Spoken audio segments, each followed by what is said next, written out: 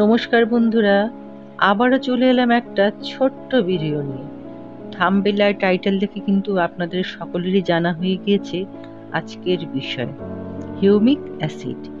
এই হিউমিক অ্যাসিডের ব্যবহার কখন, কিভাবে, কেন আমরা করব সেটা নিয়ে একটু অল্প কিছু জানাবো আপনাদের সকলকে।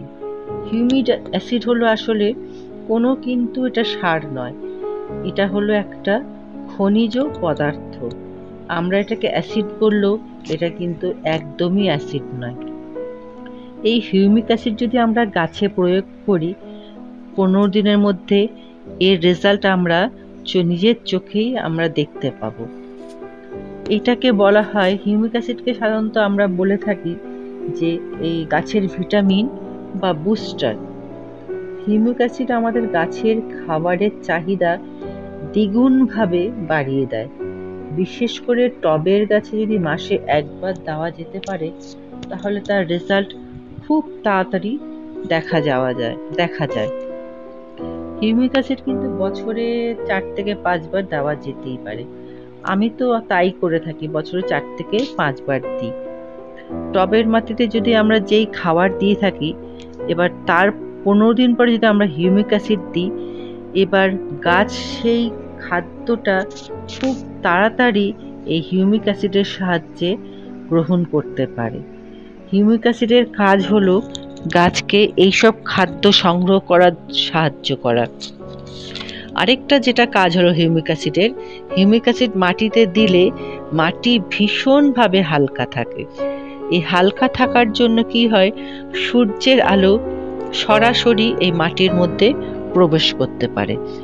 মাটিতে প্রবেশ করার জন্য কি হয়, গাছের শিকড়ে ভালোভাবে এই আলো বাতাস সরাসরি চলাচল করতে পারে।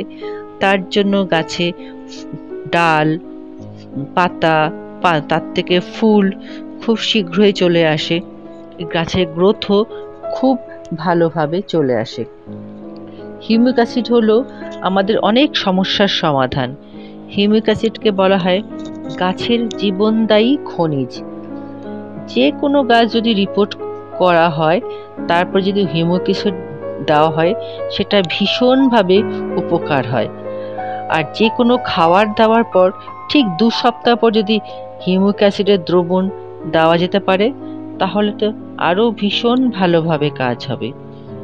আমরা সাধারণত হিউমিক অ্যাসিড ঠিক 2 ধরনের দেখতে পাই, একটা দানা প্রকারের দেখতে পাই, একটা তরল প্রকারে।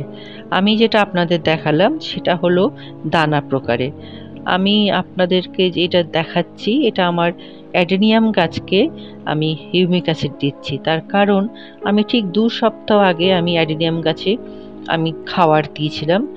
এই জন্য আমি এখন হিউমিক অ্যাসিড দিচ্ছি, যাতে গাছ ঠিক সঠিকভাবে তার খাদ্য গ্রহণ করতে পারে।